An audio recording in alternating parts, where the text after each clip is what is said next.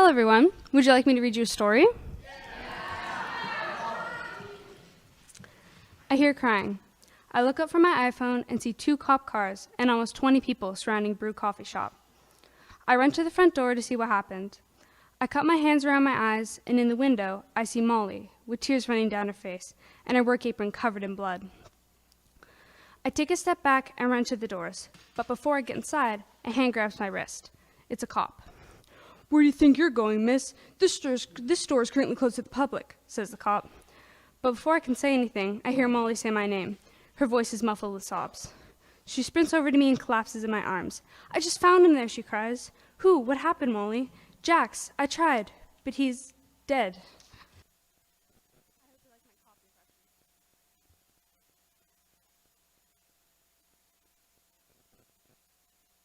Hi, I'm Vaziri, and welcome to my Masterworks. Today, I'll be talking about the process how to write a short murder mystery story. What I just read to you is the opening paragraph to my 35-page murder mystery that is called "In the End It All Works Out." In 8th grade, I remember I was showing my mom my 2-page horror story I wrote for English class, and my mom was saying how much she liked it. As I showed more people my story, I realized how much fun I had with writing. And since I always loved writing growing up, I immediately thought this was the perfect match for the story. A couple of weeks later, me and my parents were watching Murder on the Orient Express and Death Over Mass, which are based off of the Agatha Christie's best-known book. Raise your hand if you've ever read or watched either. The rest of you? My parents and I love watching murder mysteries together and trying to guess the outcome of the murder. After that, I started getting different ideas for how I wanted to do this part. At first, I wanted to write a novel, but then I realized that would take too long, since I wanted to research on how to write a short story. Then that shifted into writing a murder mystery and how to write my 35-page short story. I wanted to use 3 different resources to find out my information: interviewing an author, doing my own research, and reading and annotating 3 of Agatha Christie's books. By using these 3 different ways to find out how to write a murder mystery, I have more reliable results. In my Masterworks presentation, I will be talking about the story arc, suspense, research on how to write a short story, interviewing, annotating, and research, the process of writing my story, publishing, my process of publishing, and reading some of my story.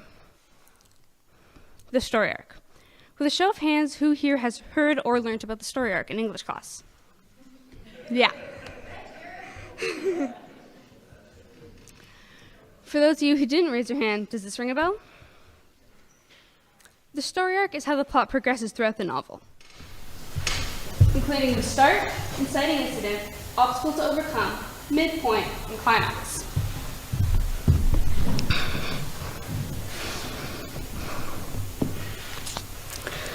While following the outline in order, you could start with the more normal life of your point of view character. The inciting incident is the event that sets the story, which is usually a murder in the murder mystery. Everything changes, and the tension rising is the twists and the turns, the complications that keep the story going. With cliffhangers and suspense, shocking things might happen, etc. In a murder mystery, that may be things like new evidence, new motivation coming to light, or trouble finding a suspect. Suspense. I'm sure most people here find suspense extremely stressful when it comes to reading. I certainly do.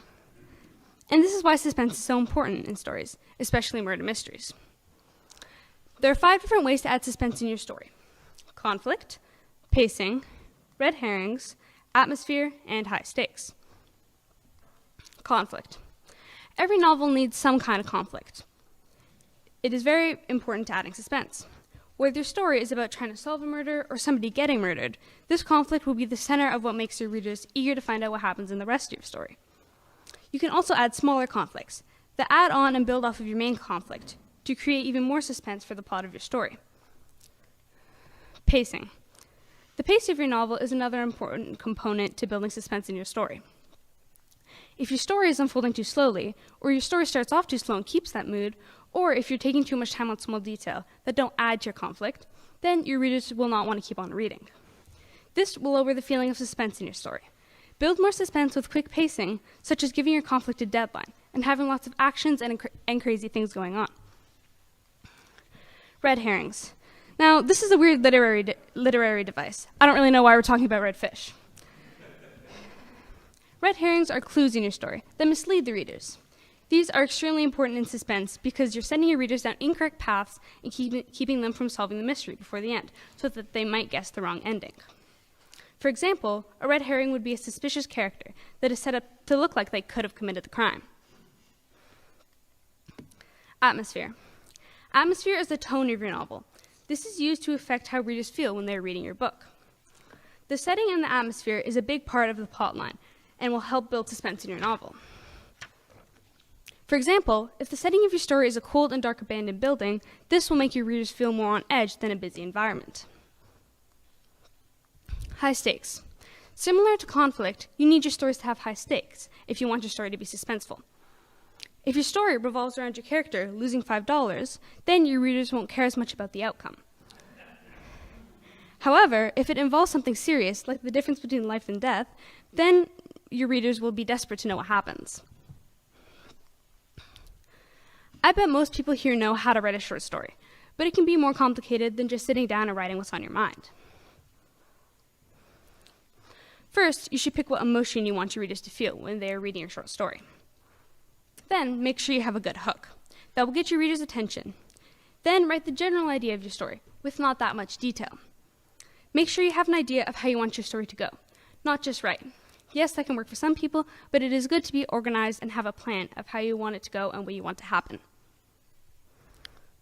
Since you're only writing a short story and not a novel, you don't have that much room for detail.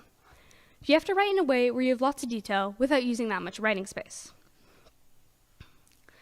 In all stories, the ending is the most important and exciting part, which makes it even more important to the story. The whole point of a story is for the ending, so you have to make it shocking and unexpected. Let's be honest, has anyone ever read or watched a murder mystery that didn't have a good ending? Then it wouldn't be a mystery. Try to add hints along the way. Hint at the ending, but don't make it too obvious. But people won't be able to guess how your ending is going to go. Your whole story will shift as more ideas come to your head as you write. So after you're done, come back and add more suspense and clues. After you finish writing, you have to edit. This is probably the most important part. After you're done writing, take a break. Come back to your story like you have new eyes. And reread it like you haven't read it before. And see if you can find any mistakes or if you want to remove or add something. As you read it back, see if the mood of your story and the mood you're writing in stays consistent. If you change the mood, does it stay changed or does it go back? The more consistent the writing is, the less confusing it is for the readers. Now that I've talked for long enough, who wants to hear more of my story? Jamie, get out of bed. No, I say to Ashley. Come on, you have to eat breakfast, she says from my doorway. For God's sakes, Ash, someone was just killed. I don't feel like eating. Can you just try? I roll my eyes and throw a pillow at her. Okay, Mom, I say in a sarcastic tone. My eyes start to water and I break down in tears. Ashley rushes over to my bed and comforts me. She's the best roommate I could ever ask for, even though we've only known each other for a year. It will all be okay, she whispers. I'm scared, Ash. I don't feel safe. I know, she says. I'm going to make some calls and see if anyone has any more information. Do you need anything? No, I think I'm okay. Thanks, I say softly. She walks out of the door and smiles back at me. I turn my face into my pillow and take a deep breath. After a couple of minutes, I get out of bed and walk to my mirror on the back of my door. I look at myself and frown. I have mascara running down my face and the biggest eye bags ever, and my bright blonde hair in a loose top-knot bun. I'm a mess. I look much older than 22, I'd say. I take a second to look in the mirror, grab my journal from behind my bed, and write. October 14th, 2022. It has been 26 hours since Jax was found dead. I was a bit surprised to hear that Jax was cloaking the store, all by himself when he was killed. For some reason, Molly never let him do that before. I can't believe this is real. I just saw him 2 days ago. We were joking around like usual. We didn't work together often, but when we did, we always got along. I made sure of it. I always make sure to get along with my coworkers. When I got to work yesterday morning, I couldn't believe how many cops were there. I feel so bad for Molly having to find Jax. I should probably call her. I wonder if the cops will find the killer. Jamie.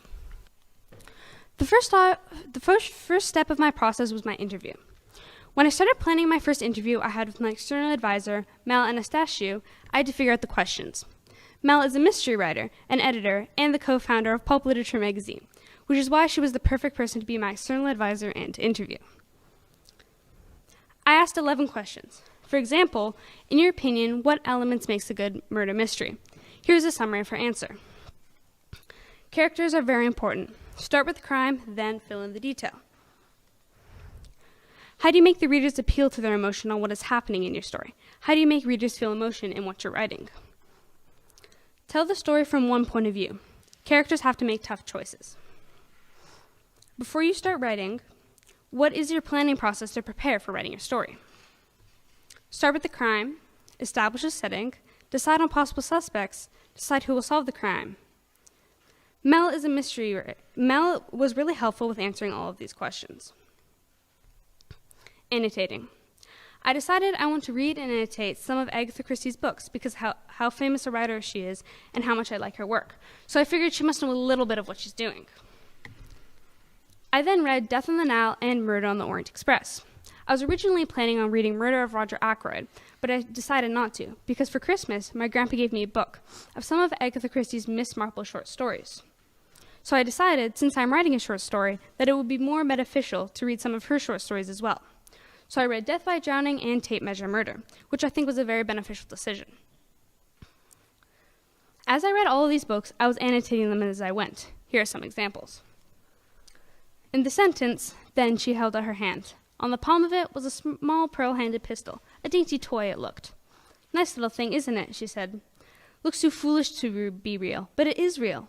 One of those bullets would kill a man or a woman, and I'm a good shot. Shown in the story arc is the event that everything changes. This is a perfect example of that, as well as foreshadowing the ending. This picture was shown on the train, where everyone's compartment was on the Murder of the Orient Express, which was shown in the book is a very different approach to get the readers to understand. When they look at the diagram, they can visualize the situation better. Agatha Christie has great characters, and her stories are full of red herrings and plot twists, and great hints and foreshadowing, which is why I picked her stories to read, so I can learn firsthand what I need to include in my story. While I was doing both interviewing and reading all of these books, I was doing research, as I mentioned before. At this point, I was pretty much ready to start writing my story, or at least brainstorming for it. I made a brief story plan with bullet points of what I wanted to happen and how I wanted my story to go. Jamie, the main character, is 23. She lives in North Vancouver near Lonsdale. She works as a barista at Brew Coffee. She has a roommate named Ashley. Jamie's coworker's name is Jax. Jamie's brother's name is Matt. Jamie's boss is named Molly. There is a lot more information in this document of my story planning, but I cannot disclose that information, as it will spoil my story. I guess you have to read my story to find out. I then wrote my rough draft story, which ended up being around 7 pages. I had a lot of difficulties writing my hook, so I just wrote some horrible hook and just continued writing my story. Once I finished my rough draft, I was pretty much done. I just needed to add some more detail. So I went back and fixed my hook into something that made even more sense for my entire story, which turned into a much better hook. While writing my story, I used many different important concepts to make my story as good as it can be. Something that is extremely important is time, place, tone, genre, and hint of central conflict in my first paragraph. For time, I added the word iPhone to hint that the story is based in modern day. For place, I made sure to say that we are at Brew Coffee Shop. For tone, I made sure that my first paragraph had the same intensity as a murder scene would have. For genre, I was talking about a cop and somebody being killed to say that it is a murder mystery.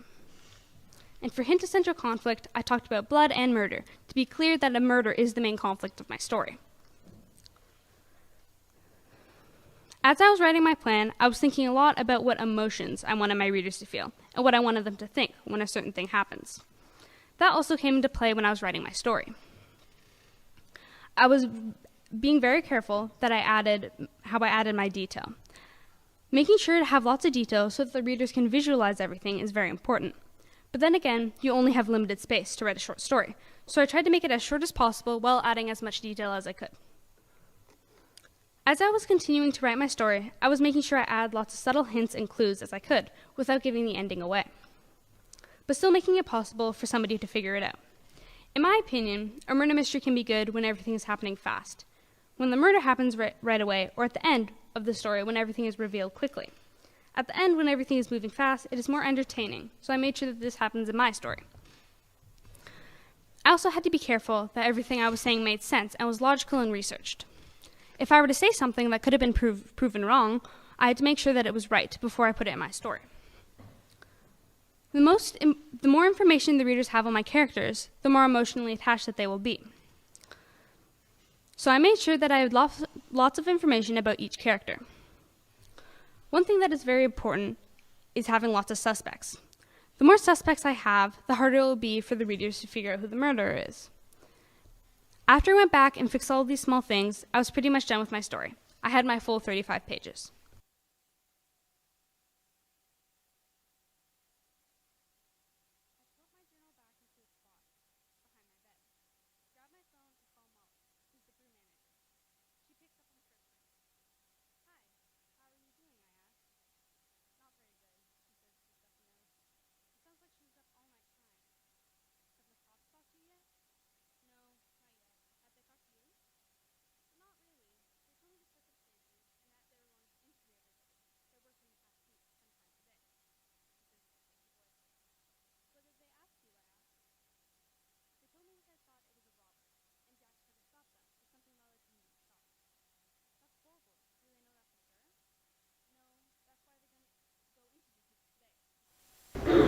Do you think it was a planned robbery, or they just randomly picked our store? I'm not sure. I feel like it could have been planned, she says slowly. Why do you say that? The past couple of weeks I've noticed this guy. I would say he's in his late 20s or 30s. He's been coming in every day, and he walks around the store almost like he's looking for something, or inspecting everything. That's so creepy. Have you told the cops yet? No, not yet. I'll tell them this afternoon, he says. Maybe he's the one that robbed the store and killed Jax. I sent an email to everyone that we were going to have a staff meeting this morning. The meeting is today at 11 a.m. at my house. Oh, okay, sorry. I wasn't checking my emails. I'll be there. I'm gonna go get ready for the day and try to eat something. You should too. See you soon, she says, and hangs up the phone. I walk out of my room and brush my teeth, and go out for breakfast. I haven't eaten since it happened, which was over a day ago. As I'm sitting in the kitchen, eating my cereal, Ashley walks in. So I just got off the phone with your boss, Molly, and she told me that she thinks it was a robbery. The cash register was cleared. Jax must have tried to stop them, she says. I nod, but I don't say anything. I know that this is the last thing you want to hear, but Molly said that the police still want to interview everybody that worked that day and the day before his body was found. They think he was killed when he was closing. Yeah, Molly told me. When do they want me, I ask. They said to go in sometime this afternoon. Is that okay? I can't really say no, can I? No, not really, she laughs. I don't laugh. I know she's just trying to cheer me up, but I don't want to be cheered up. Ashley gives me a nod and walks out. As I was getting closer to the ending of writing my story, I needed to start thinking about publishing. One of the easiest ways to publish a short story in 2023 is online magazines and newspapers. There are many different sources that are looking for stories to put on their website, although some of these websites are only looking for a specific type of writing. If you have a specific genre of writing, then you might have a better chance at publishing your story to that specific genre of magazine. Another easy way to publish a short story is through podcasts, as the grade 8s are very familiar with. There are many podcasts that will read out and present your story for their listeners to listen to. Another way to publish a short story is to find a publisher to publish a book. This is a much harder way to publish your story, as it is very hard to find a publisher that loves your story and is able to get it published. They rarely publish short stories as they don't see the benefit in spending so much money in something so short.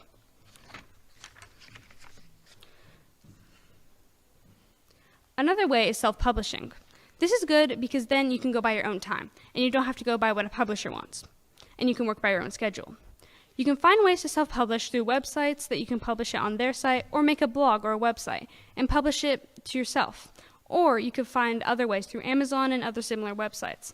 You can also self-print your story into a mini book.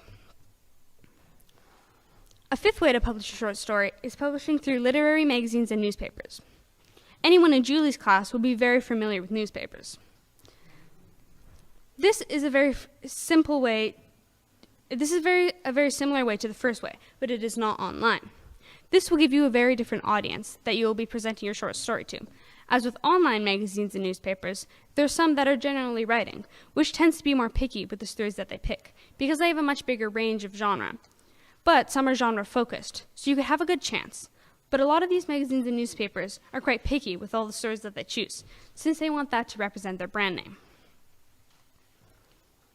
After I did my research, I decided that I wanted to publish my story to an online magazine. As I mentioned earlier, there's a lot of different types of genres that different literary magazines and newspapers are looking for. Some are looking for very specific genres, but others may not be. If you do some research and find out what literary magazines and newspapers fit your story, you will have a much better chance at getting in. The literary magazines and newspapers will most likely have a guideline of how they want your story to go and what they want it to be about. If you research what exactly that they want, then you will have a better chance at understanding of what they want you to do, rather than just submitting your story and hoping for the best. Some of the guidelines could have a deadline or be strict about what they want done within your story. Make sure you have good format in your story. Make sure there are no errors with grammar or punctuation. Make sure you have no false information. If you've stated something that could be researched or right or wrong, make sure that you have researched it before you've even started writing your story. Make sure everything you were saying is correct. Have someone read your story and look for any mistakes or anything that could be made better. If you have more eyes reading your story, the better it can become. The more professional the writing is, the better chance you have. Once you've submitted your story, there's nothing more for you to do. Getting your story published is both good writing and good luck. If the literary magazines or newspapers has gotten a story very similar to your story recently, then they were most likely not to publish your story. Not because it was bad, but because it was unlucky timing. I then did my second interview with Mel. This interview was just about publishing. What Mel told me in our previous interview is that publishing to an online magazine would be easiest, so I focused this interview around online magazines and any questions I had around that. I asked questions like, what can you do to prepare before sending your story to an online magazine? A summary of her answer was, love the first sentence of your story, hint at time, setting, and genre, good grammar and spelling, and proofread. Check guidelines for font size, max words, etc. What would you say would be the best online magazine to try to publish my story in? Mystery Writers of Canada for online magazines and Mystery e-magazines. When I started looking for places to publish my story, I had quite a hard time. As I mentioned before, online magazines have very strict rules with what they're looking for. When I was going through submission guidelines, I mostly just saw under 5,000 words, under 5,000 words, between 1,000 and 5,000 words, no more than 5,000 words, under 5,000 words, under 5,000 words, under 7,500 words. My story is 7,800 words. Now, that wasn't very helpful. I should have done my research. Another problem I came across is we're currently closed to submissions. We're not taking submissions at the time. We're currently closed to submissions. We're not taking submissions until June 15th, 2023, which is tomorrow. Now, isn't this just super convenient for me? This is a lot harder than I thought it was going to be. Something I learned throughout my publishing process is that my story was originally going to use Blends as the coffee shop. But as Mel pointed out, I do not own Blends, and for copyright reasons, I could not use that in my story, since I will be giving Blends a bad reputation, since there would be a murder there. I changed the name to Brew Coffee Shop.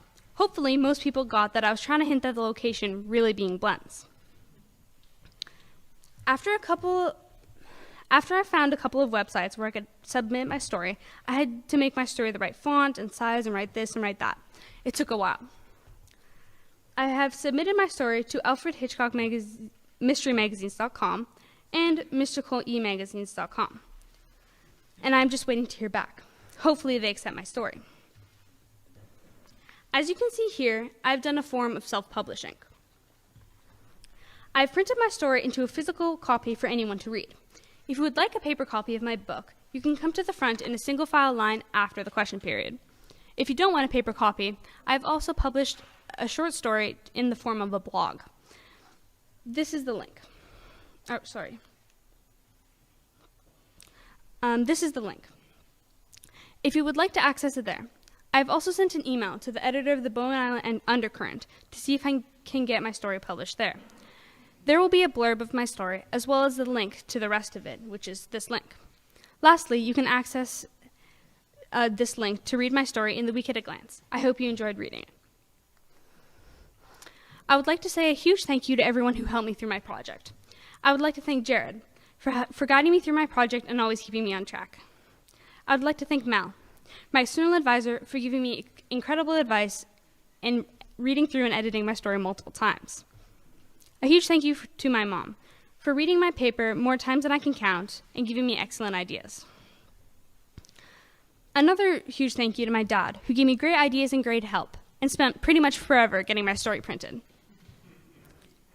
Another huge thanks to Jen, who always kept us in line and helped me with anything I needed help with. Thank you to everybody who read through my story and gave me great feedback. Thank you to Noam for helping me edit my cover art.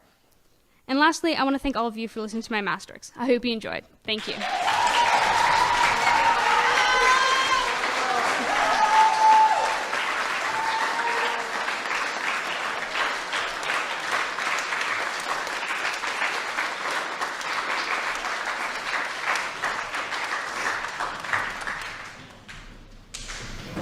That was so well done, Ms. Vaziri, and you should be quite proud of your story.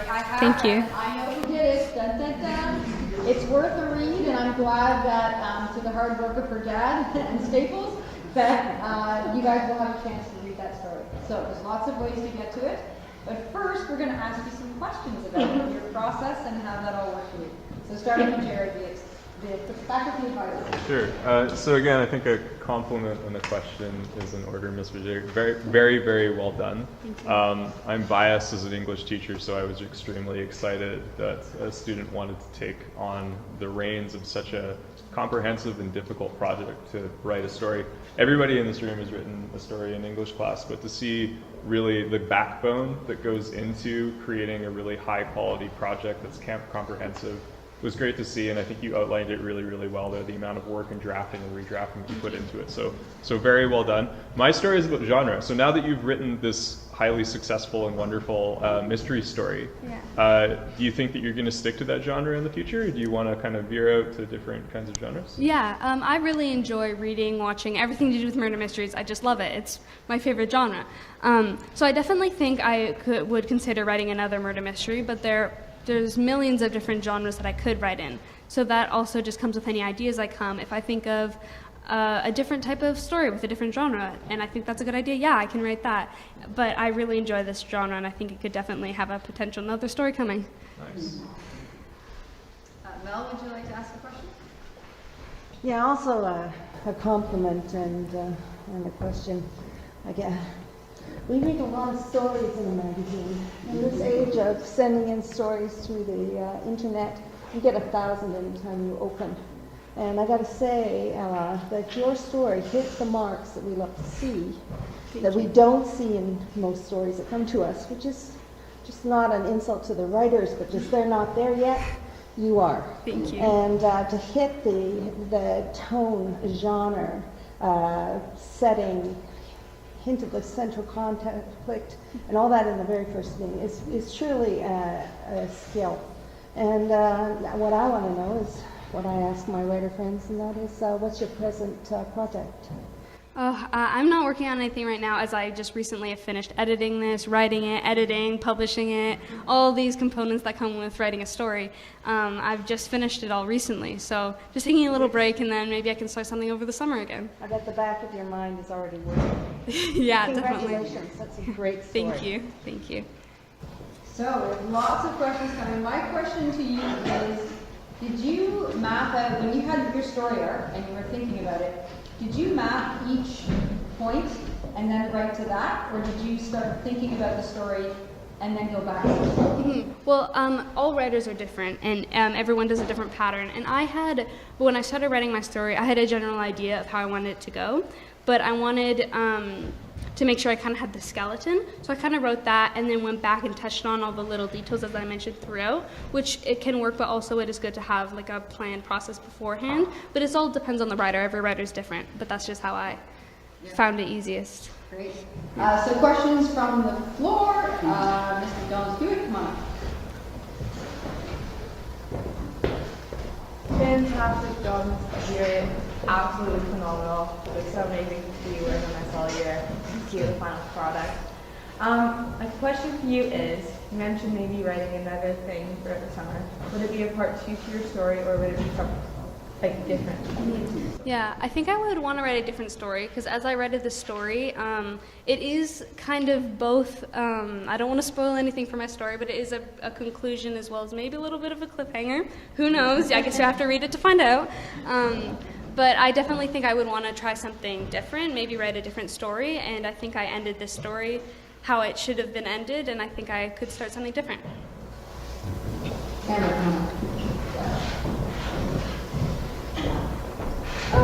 Good job, Ms. Vaziri. I was just wondering, because like you did such a great job on your book, seeing this as like a future career.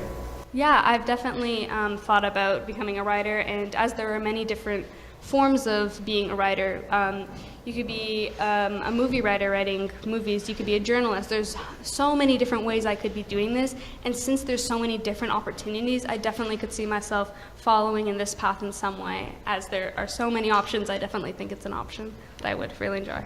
Mr. Storer, come on.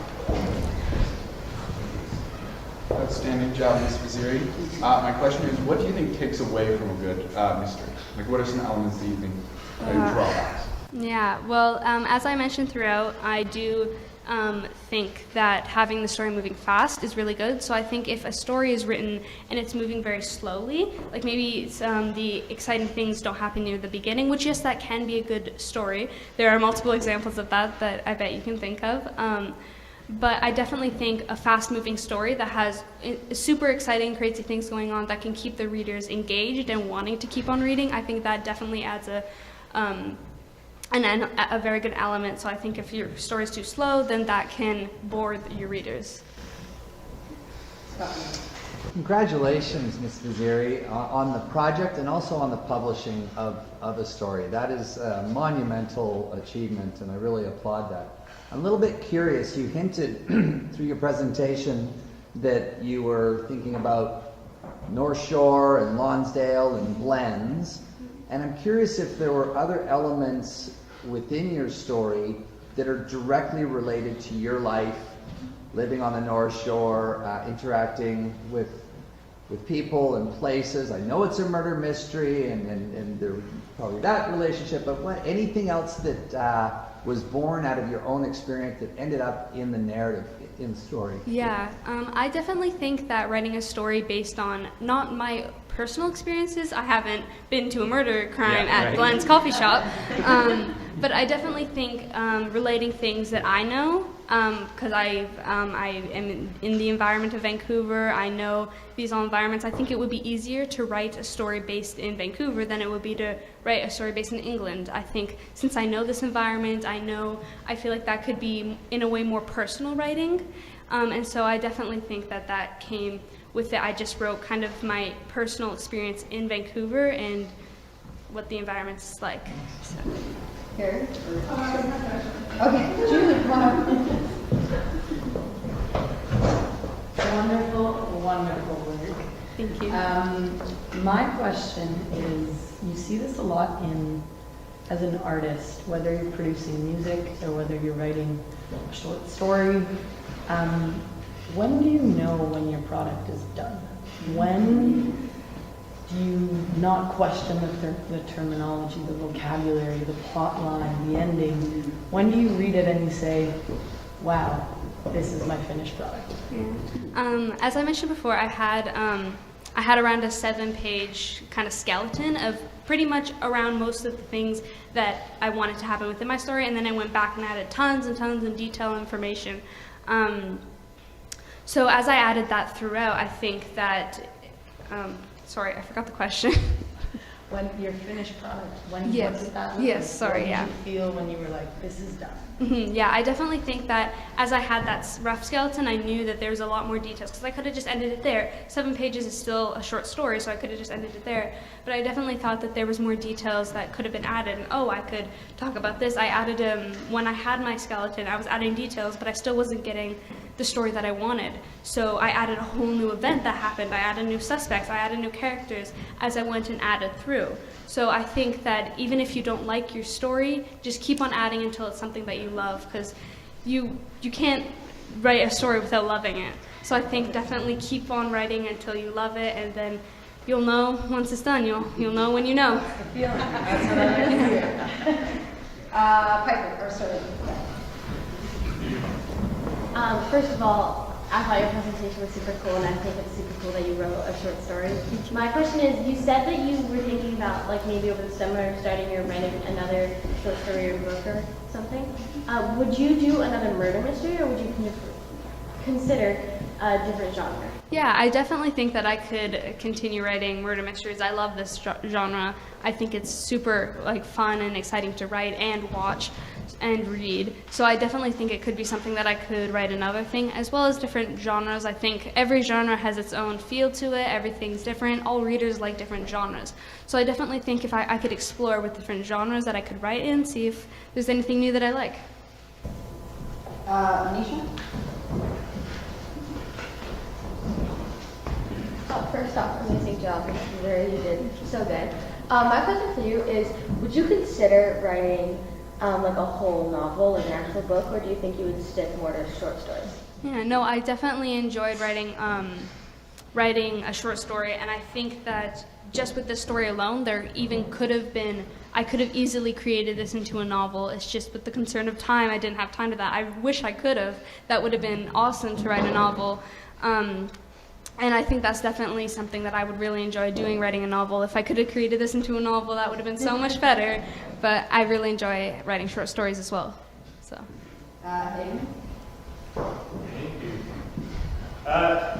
Ms. Vaziri, I'd first like to applaud your courage to take what you've written and put it out in so many ways.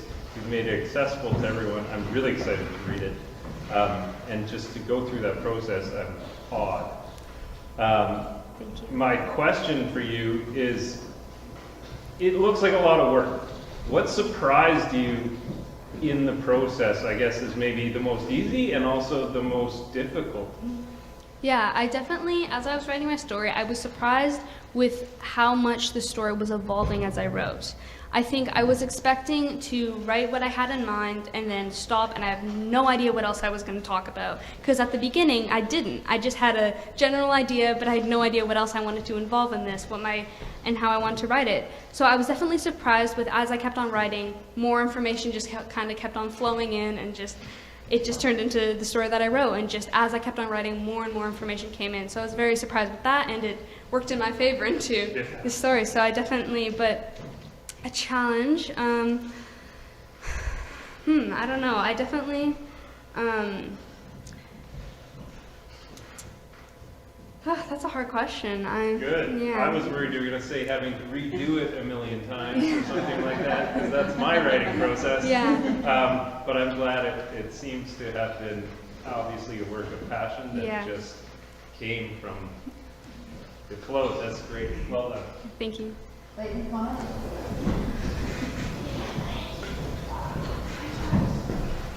Nice presentation.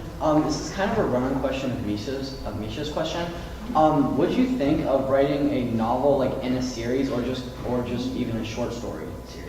Yeah, I definitely think that that would be I think it would be really fun, as I think stories can be great when they just continue on. There's a cliffhanger to ending it, or maybe you end the story, but then there's another story that evolves around that. I think that's definitely something that it can be very interesting, and throughout that, there's even more room to add plot twists and crazy things that go on in stories, which you have even more room to do that now. So I definitely think that I would really enjoy doing that.